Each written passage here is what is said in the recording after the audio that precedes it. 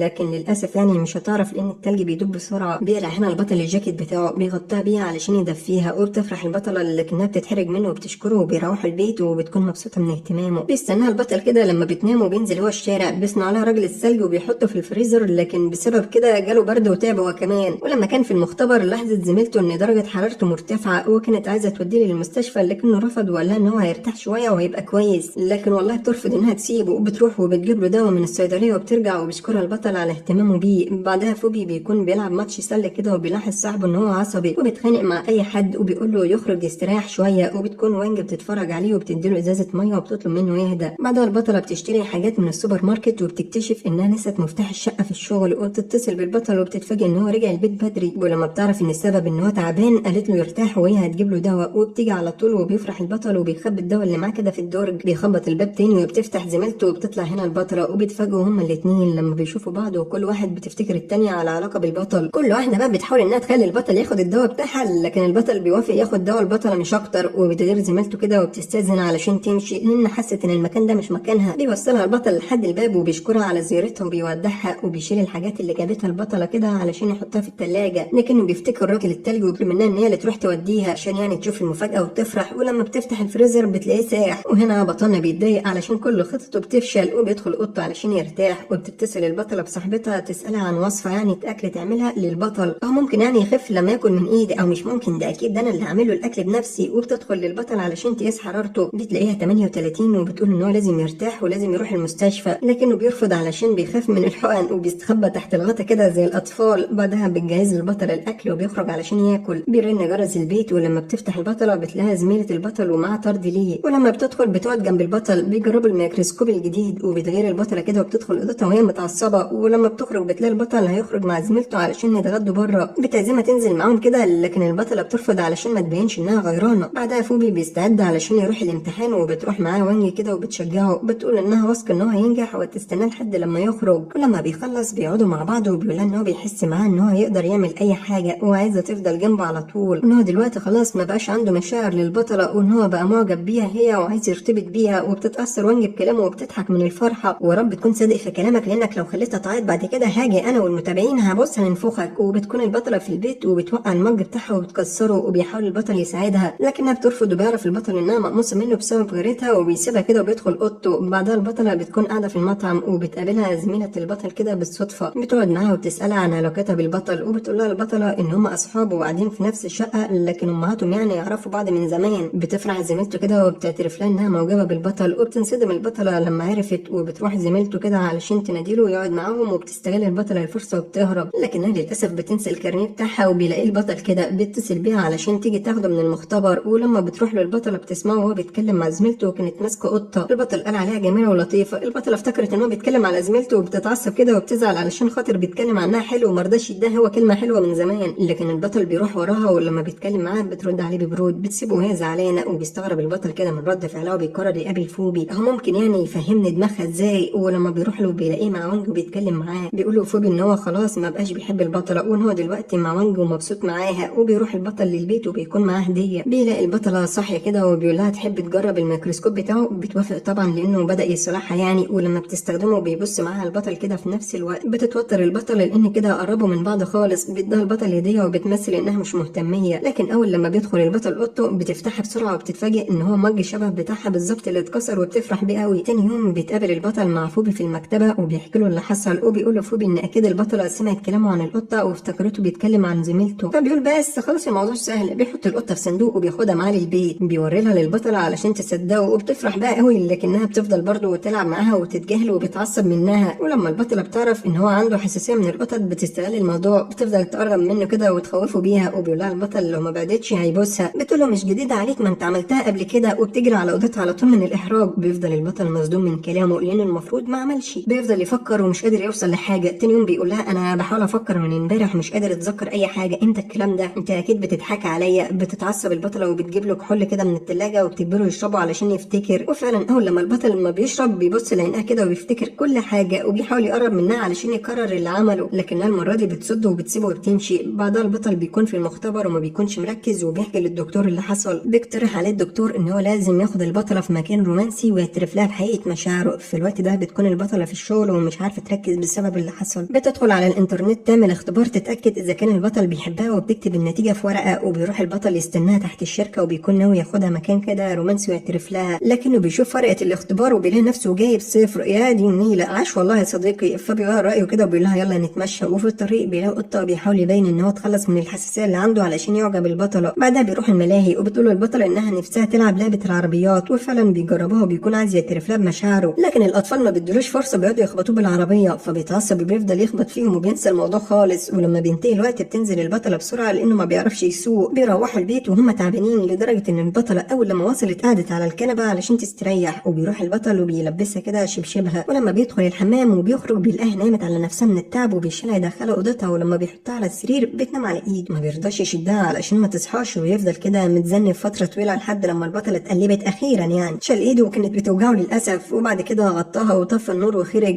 وتاني يوم لما بتصحى البطله بتتفاجئ بيه كده في المطبخ وبيحضر لها الاكل اللي بتحبه وبتاكل وهي فرحانه. ده هو اللي عامله بنفسه يعني لازم تبقى فرحانه. بيكون البطل بيحاول يعترف لها بمشاعره وهو متوتر، لكنه بيتصدم كده لما بيلاقيها بتساله اذا كان بيحبها ولا لا. بيستجمع البطل شجاعته وبيقول لها ان هو بيحبها، وبتتوتر البطله من رد فعله وبتكون محروجه لانه اخيرا جال حبك جالها، لكنها بتتوتر انها كمان بتحبه. وبيفرح البطل انها بتبادله نفس المشاعر. بتسيب البطله وبتدخل اوضتها وهي طايره من الفرحه، في نفس الوقت مكسوفه، وبتغير هدومها بقى وبتحط مكياج وهتخرج بقى تدور عليه لانها تهتم بنفسها من هنا ورايح. اول لما بيشوفها بيعجب بشكلها لكنه بيتوتر كده وما بيعرفش يقول ايه. وقبل ما تنزل للشغل بيقول لها تخلي بالك من نفسك. عاش والله ده اللي انت قدرت تقوله. ولما بتوصل البطله الشغل كل شويه بتمسك موبايلها كده تشوف بعت لها ولا لا، بعت لي ها، ولكن للاسف ما بتلاقيش حاجه. في الوقت ده بيكون فوبي بيذاكر مع وانج في الحديقه، وبيقول ان هو زهق من المذاكره وبيرمي الكتب كده وبينام على رجليها. بس وانج بتكون شاكه لسه في ان هو مش بيحبها لانها هي اللي اعترفت بمشاعرها الاول، لكن فوبي بيطمنها وبيقول لها ان مشاعره لها حقيقيه، وبيسيبها وبيمشي وهو متضايق لانها لسه بتشك في مشاعره. وبتخلص بطلتنا شغلها وبتطلع من الشركه بقى مستنيه البطل يكون مستنيها زي كل مره، ولكن مش موجود. بتمشي الموقف الاتوبيسات وهي متضايقه، وهنا بتبقى المفاجاه عزيزي المشاهد لو فكرت ان هو مش هيجي. بيكون مستني مستنياه هناك وبتفرح لما بتشوفه، لكنها بتكون متوتره ومش عارفه تقول له ايه. بيوصلوا خلاص للاتوبيس وبيستعدوا علشان يركبوا، بتخبط في البطله كده بسبب الزحمه، فبيمد لها البطل ايده علشان يشدها، ولما بيركبوا بيكون في كرسي واحد بس اللي فاضي، بيقول لها خلاص انت اللي هتقعدي عليه. وبتشوف البطله كده اتنين مرتبطين حاضنين بعض في الاتوبيس، وبتبص للبطل كده من تحت لتحت، لكن بتتكسف وبتفتح الشباك وبتبص منه احسن. بيفضل البطل مركز معاها طول الطريق، ولما بتحاول انها تقفل الشباك ما بتعرفش، بيقرب منها خالص علشان يقفل الشباك مش اكتر عزيزي المشاهد. ولما بيوصل الشقه بيكون البطل متوتر، بيلبس شبشبه للاسف بالغلط، ولما بياخد باله كده بتحاول البطل ان هي اللي تقلعه له، لكنه بيتحرج وبيقلعه هو بنفسه وبيسيبها ويدخل اوضته. بعدها بتكون بطلتنا كده في الحمام وبيولع البطل شموع علشان ياكلوا في جو رومانسي، لكن بنتنا الذكيه لما بتخرج بتقول له انت مولع شمع ليه؟ ما في كهرباء هي غالي، ايد النور عادي. وهنا بتجيلها لحظه ادراك على الموقف اللي حطت نفسها فيه، بتطفي النور تاني وبتقول له اسفه كمل اللي انت بتعمله، وبيوصل بتاع الدليفري وبياكلوا مع بعض. لكن بطلتنا ما بتعرفش برضه تستخدم الشوكه والسكينه، فبتروح للبطل كده احنا مش بتوع الكلام ده يا عم، إيه احنا بص بايدينا كده زي الناس العاديه. وبعد الاكل بيشغلوا فيلم رعب زي ما هي بتحب، واحنا كمان شكلنا هنحب الافلام الرعب ولا ايه؟ وبيحاول البطل يقرب منها ويمسك ايديها، لكن بنتنا بتموت في الرومانسيه، بتموت حرفيا يعني، مركزه مع الفيلم ومنفصل عن العالم. بيقوم علشان يطفي النور كده ويتفرجوا في الضلمه، لكنها بتمسك دراعه وبتقوله بلاش وحياه ابوك انا ميتها من الرعب لوحدي. طب بتسمع فيلم رعب ليه يعني؟ هو انت غاوي عذاب نفسك جلد ذات وخلاص؟ بيمسك البطل هنا ايديها وبيقرب منها، هنا الموبايل بيرن. معلش يعني مش هسيب لكم لحظه سعيده. بتروح البطله ترد على صاحبتها وانج اللي بتحكي لها انها متخانقه مع فوبي، وبيفضل بطلنا نستناها تخلص علشان يكملوا اللي كانوا بيعملوه، لكن بنتنا رغايه بتتاخر عليه فبيدخل اوضته وبينام.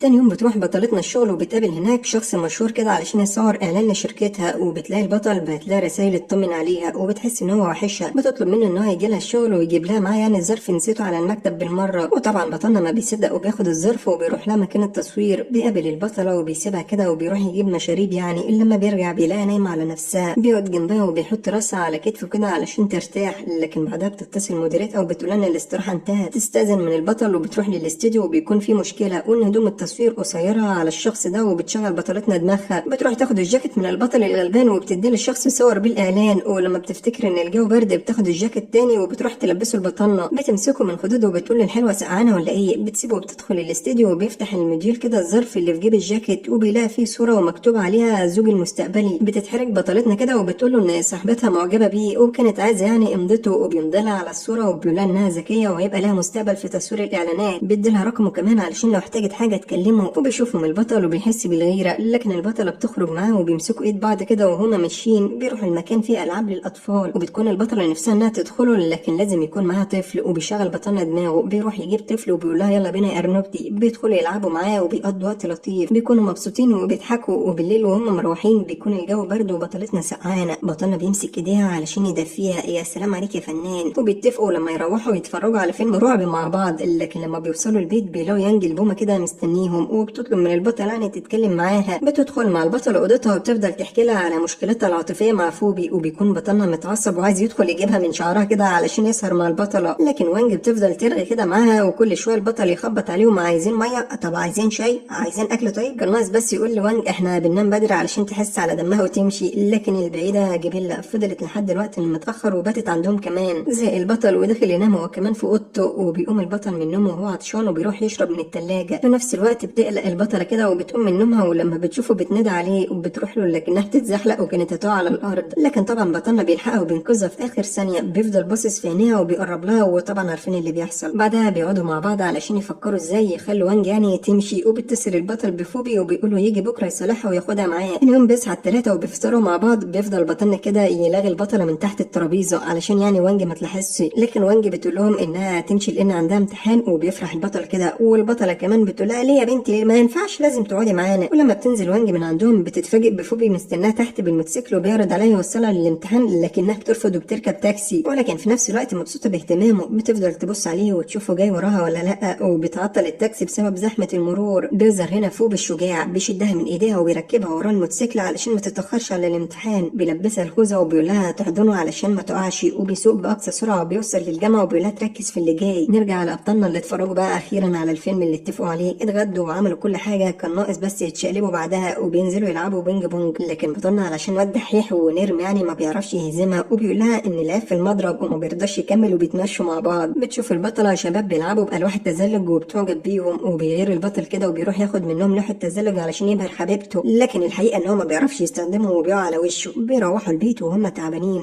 لكنهم بيفضلوا سهرانين يتفرجوا على التلفزيون، كل واحد فيهم بيقاوم النوم علشان يفضل مع التاني لحد لما بطلتنا نامت على نفسها، وطبعا بطلنا بينيمها على كتفه علشان اسم المسلسل وكده يعني، وهو كمان نام وسند راسه عليها، وبيطلع النهار عليهم وبتصحى البطله لكنها بتكون محروقه، بتتظاهر انها نايمه وبيصحى بطلنا بيعرف ان هو بتستعبط وهي صاحيه وبيقول لها انها تقوم. بتقوم بطلتنا وبتروح تلبس علشان تروح شغلها. بيروح بطلنا المختبر وهناك بيدخل عليهم الدكتور، بيعرفهم على طالبه كانت عنده اسمها لو بتدرس في المانيا وهتختار طالب علشان ياخد منحه يعني ويسافر يدرس معاها. بعدها بيروح بطلنا يقابل فوبي وبيلاقيه بيلعب بينج بونج كده مع وانج، بيقول له ولا انت هتهزر؟ انت بتعرف تلعب؟ ما علمتنيش ليه؟ خلاص انت اللي هتعلمني. ولما بيخلص بيروح يستنى بطلتنا قدام الشركه علشان يروحوا مع بعض كالعاده، لكنها بتتاخر. وفي الوقت ده بتكون المديره طلبت من البطله تفرج الموديل على الشركه، ولما بتخلص جولتها معاه وبتخرج بتلاقي بطلنا مستنيها كده وبتجري عليه وبتحضنه. وهم في الطريق بيقول لها البطل ان هو بيغير عليها ومش عايزه تهزر مع اصحابها الرجاله في الشغل، وبتمسكوا بطلتنا من خدوده كالعاده، بتقول مش كبرنا على الحاجات دي يا كتكوتي. فبيفاجئها كده بطلنا وبيبص من خدها، ابننا متربي برضه يا جماعه وبيلزم حدوده، وبتفرح بطلتنا وبتحضنه من دراعه. بيروحوا مع بعض بيوصلوا البيت وبيتغدوا، ولما بيخلصوا اكل بيتفقوا ان كل واحد فيهم هيروح يزور اهله في الاجازه. وفعلا تاني يوم بيروحوا للقطر وبيكون بطلنا زعلان علشان مش هيشوفها فتره كبيره، لكنها بتقول انها تفضل تكلمه من هناك وهتبعت له رسائل وبيودعوا بعض. وبتوصل بطلتنا البيت اهلها وبتاكل مع عائلتها، بتصور الاكل وبتبعته لحبيبها علشان تشاركه يعني كل لحظه وهي بعيده عنه. وبيوصل بطلنا للبيت وبيساعد باباه. بعدها بيقعدوا ياكلوا كده عيله مع بعض يعني، وبتساله مامته كده عن البطله، وبيتفاجئ باباه لما بيعرف ان في واحده قاعده معاه في الشقه، لكن مراته بتطمنه ان هم اصحاب ومفيش حاجه بينهم.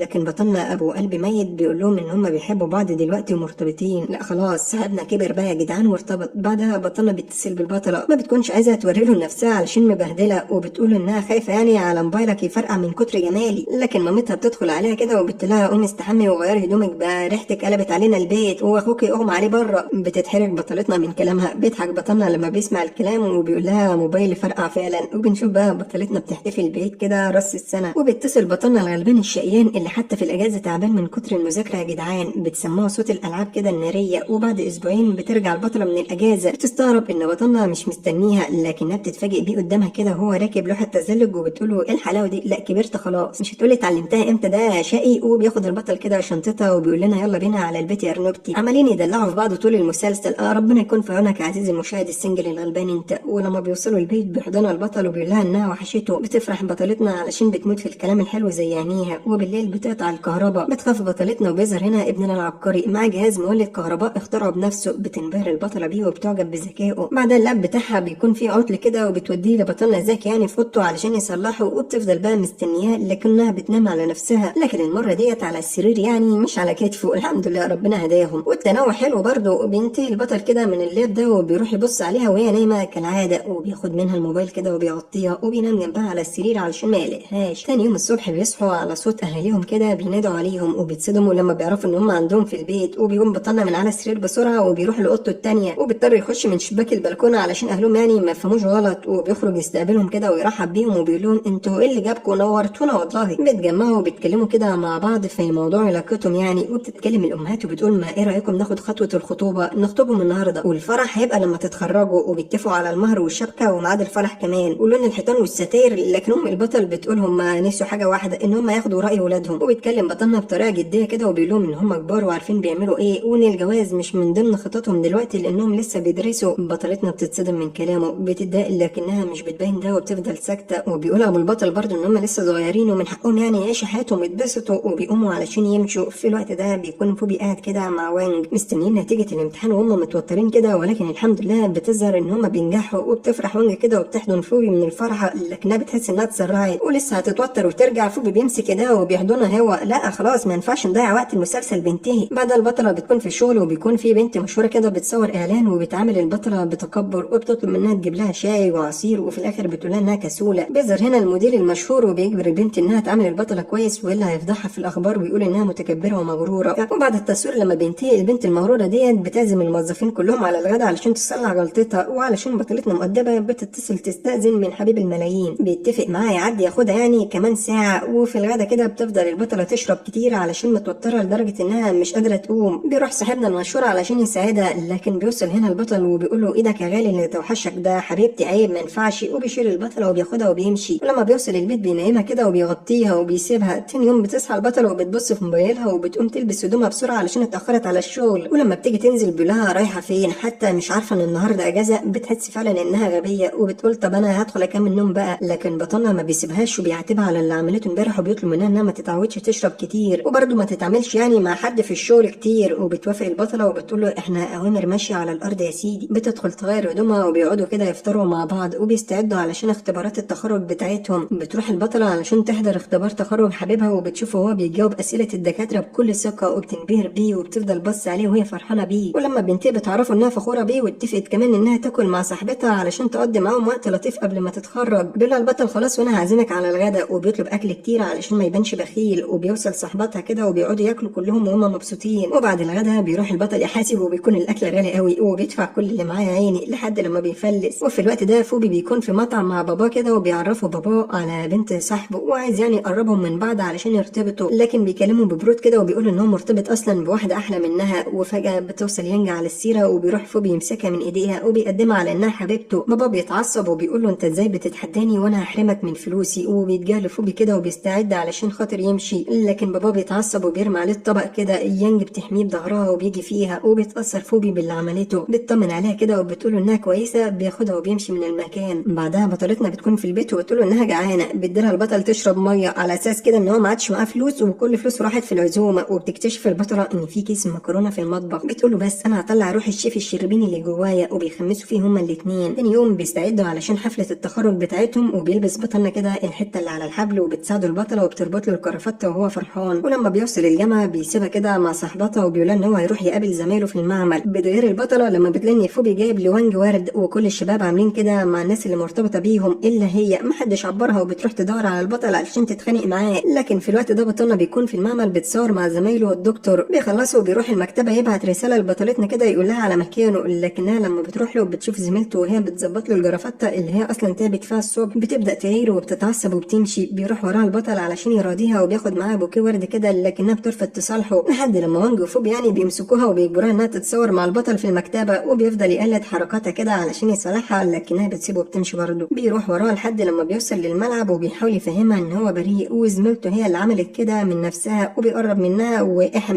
بطلتنا بتجيب وراه وبتقول له انها مسامحاه وبيمشوا وهم ماسكين ايد بعض. لازم طبعا بعد اللي حصل. بيروح يلعبوا بينج بونج وبتقول له شكلك ما حرمتش من المره اللي فاتت. بيقول لها خلاص جربيني، لكن على مين بقى؟ بطلنا جامد برضه وما بيردش عليها. بتتفاجئ ان هو بقى احسن منها واكتر كمان وقدر ان هو ياخد حقه ويهزمها. بعدها وانج بتكون مستنيه فوبي تحت السكن. بتشوف باباه وبتحاول تتكلم معاه علشان تصلح علاقته مع ابنه، لكنه بيعملها بتكبر وبيقول لها ان ابنه ما يقدرش يستغنى عن فلوسه وكده كده هيجي يطلب مني وقتها اجبره يتخلى عنك انت. لكن وانج بتضحك على كلامه. بتقول له ان فوبي بقى شخص ناضج ومش محتاج لفلوسك وان هو ناوي يفتح شركته الخاصه. وفعلا بيوصل فوبي وبيبقى فاكر ان باباه هيتخانق معاه، لكنه بيتفاجئ بيه وبيديله نصايح بخصوص الشركه اللي هيفتحها وان هو لو احتاج حاجه يكلمه. وبيشكره فوبي كده وبيقول ان هو يعتمد على نفسه وبياخد وانج وبيمشي. بعدها بتروح البطله وبتاخد حاجاتها من السكن علشان هتتخرج خلاص. وبتشوفها المشرفه وبتفتكرها لانها دايما كانت بتيجي متاخره. بتعرف انها عندها شاب وسيم نفسها تعرفها عليه، دايما بيبقى شغال مع جوزي في المعمل وبيكون قصدها على بطلنا. لكن بطلتنا بتقول ان عندها حبيب وبتشكرها وبتمشي. وبتقابل البطل وبيساعدها في شيل الشنط بتاعتها. بيروحوا للبيت وبتلاقي البطله مبلغ كبير كده في شنطتها كانت ناسياه. وبتقول للبطل ان هما لازم يستغلوه، وفعلا بيستغلوه في المكان الصح. بينزلوا المول وبيشتروا حاجات كتير علشان يغيروا ديكور الشقه. ولما بيرجعوا البيت بيعلقوا الحاجات اللي اشتروها وهم مبسوطين. ولما بيخلصوا كده بيحسوا بالتعب وبيترموا على السرير من كتر الاجهاد وبيفضلوا باصين لبعض بمنتهى الكياته. بعدها بطلتنا بتروح وبتغسل الملايات بتاعه سريرها. بيقولها البطل هي تنام المره دي على السرير بتاعه وهو ينام على الكنبه، لكنها بترفض وبتقول انها متعوده يعني على نومه الكنبه. ولما بتيجي تنام بتعور ودانها وبيروح البطل يطمن عليها. بالله لو نمتيش في الاوضه هنام معاكي على الكنبه. وبتجري البطل على اوضتها وبتقفل كمان على نفسها، لكنها بتصحى في نص الليل على صوت دوشه في الصاله. ولما بتخرج بتلاقي ان البطل هيموت وينام لكنه مش متعود ينام على الكنبه. وبتقول ينام جنبها على السرير وانها يعني هتثق فيه ولازم يبقى فيه ثقه بينهم. وفعلا بيعمل كده وبيكون متوتر في الاول لكنه بينام على نفسه من التعب. والمره دي بطلتنا هي اللي بتفضل بص عليه. تاني يوم بتروح البطله الشغل وبتتفاجئ من صاحبتها يعني ان المديره نشرت الشغل بتاعها باسم حد تاني. وبتزعل البطله علشان المجهود والتعب اللي عملته راح لحد تاني. بترجع وهي محبطه وبيلاحظ البطل انها مش على طبيعتها. بيسالها اذا كانت تعبانه. بتحكي له البطل على اللي حصل وهي متعصبه. بيحضنها كده وبيطبطب عليها لكنها بتكون لسه متضايقه وبتبعده كده عنها وبتقول ان هو مش حاسس بيها. فبيتضايق البطل من كلام اكتر وبيسيبها وبيسيبها. وبالليل بيكون بطلنا بيتفرج على فيلم ويقولها مع عزيز المشاهد فيلم رعب، وبتقعد البطله كده جنبه وبتحاول انها تصالحه، لكن البطل بيكون زعلان منها وبيتجنبها. بتحس هنا بقى انها تقيله عليه وبتعيط وبتصعب على البطل كده، فبيسامحها، بيحاول يصالحها ولكن برضه ما بترضاش وبيديلها دراعه تعضه علشان تسكت. وطبعا هي بتستغل الفرصه وغلاويه، بتعمل له ساعه كده في دراعه علشان يفضل فاكرها بيها. ولكن صاحبنا بيحضنها وبيبوس راسها وبيقول لها ان هو مستعد يخترق موقع الشركه ويحط اسمها، وبتضحك كده وبتقول له مش للدرجه دي. بعدها بيروح بطلنا للمختبر وبيعرف من زميله ان نتيجه المنحه هتظهر النهارده. فعلا بيوصل للدكتور ومعاه زميلتهم اللي من المانيا. بيعلن هنا بقى ان بطلنا جاب اعلى درجات في الاختبار وهو اللي كسب المنحه. بيزعل زميله لانه كان نفسه يكسب ويسافر، وبيحاول الدكتور يخفف عنه وبيقول له يحاول تاني السنه الجايه. بعدها بيقعد مع بطلنا وبيقول ان هو لازم يعرف اهله، وبيفكر بطلنا ازاي برضه هيقول لحبيبته على موضوع المنحه والسفر. وبيقابلها كده في الجامعه بعدها وبياخدها للمختبر علشان يقول لها، بيلبسها البلطو بتاعه كده علشان يلطف الجو يعني. بعدها بيقول لها بصي انا نجحت في الاختبار وهضطر ان انا اسافر المانيا علشان اكمل دراسه هناك بعد اسبوعين. وعكس المتوقع بطلتنا بتفرح وبتقول له مبروك، لكنها بعدها بتستوعب اسمياته وبتساله هو هيقعد قد ايه، وبيقول لها البطل هو 6 شهور. بتتضايق وبتلومه علشان خبى عنها الموضوع بتاع السفر، وبيقول لها البطل ان هو ما كانش متاكد اذا كان هيكسب المنحه ولا لا. لكن البطله بتزعل وبتقلع البلطو وبتسيب المعمل وبتمشي وبتقول له ما يروحش وراها، مش كنت من شويه مبسوطه يا بنتي ولا الهرمونات طلعت؟ بالليل بيتجمع الاصحاب مع بعض المره اخيره بعد ما اتخرجوا يعني، وبيحاول البطل يتكلم معاها كده لكنها بتكون مقموصه لسه منه وبتفضل ساكته. اليوم بينتهي وبيمثل البطل ان هو شرب كتير ومش في وعيه علشان يقرب من البطل يعني وتسنده لحد البيت، وبتكون البطل عارفه ان هو كداب وبيمثل لكن اضطرت انها تسنده. ولما بيوصلوا بيحاول ان هو يتاسف لها ان هو خبى عنها الموضوع، وبيعرف انها اهم عنده من المنحه وان هو مستعد يتخلى عن السفر علشانها. بتتاثر بكلامه العبيطه وبتحضنه وهي بتقول ان هو هيوحشها ومستحيل تقف قدام مستقبله وانها تستناه لحد لما يرجع، وبيفرح فعلا بكلامها. بعدها بتروح معاه المستشفى علشان يعمل الاختبارات الطبيه للسفر. ولما بيجي عند تحليل الدم كده بيلبس بطلنا نضاره شمس علشان بيخاف من منظر الدم. ولما بياخد المصل وبيخرج بتلاحظ البطله ان هو بينزف من مكان الحقنه، بتجري علشان تجيب له قطن طبي وتمسح له الجرح. ولما بيروحوا البيت بتقول له بص انا عندي حل حلو، انا هقعد هنا في شنطه السفر وانت تاخدني معاك. بطلنا بيشيلها وبيحضنها وبيقول لها ان انا عارف ان انا هوحشك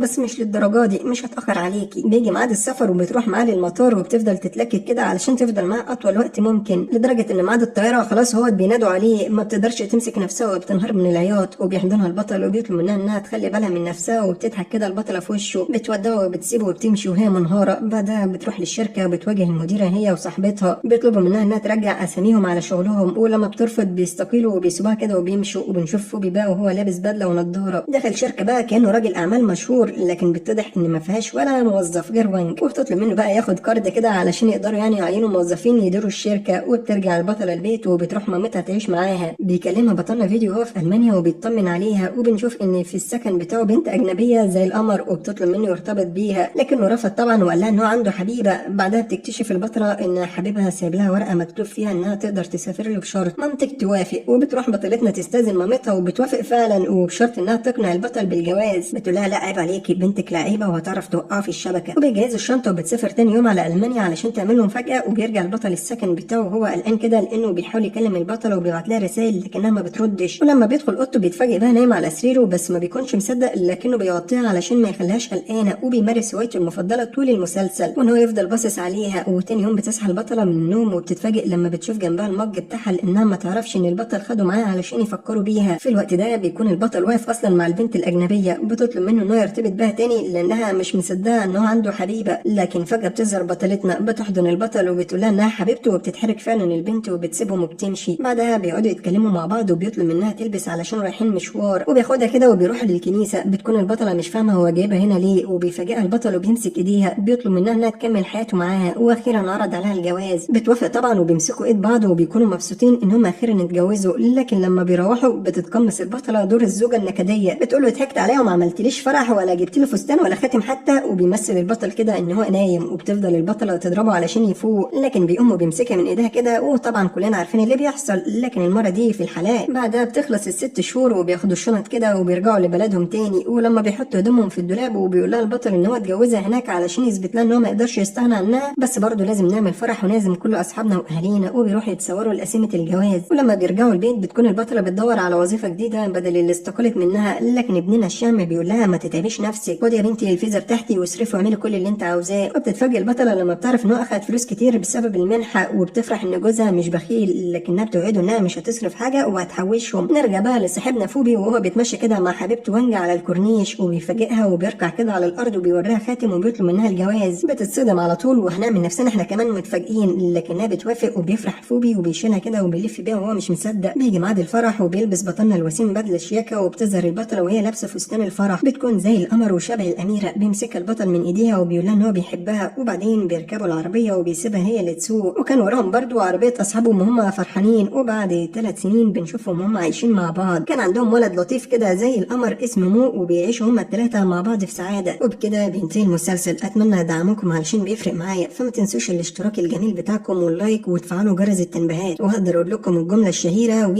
سلام.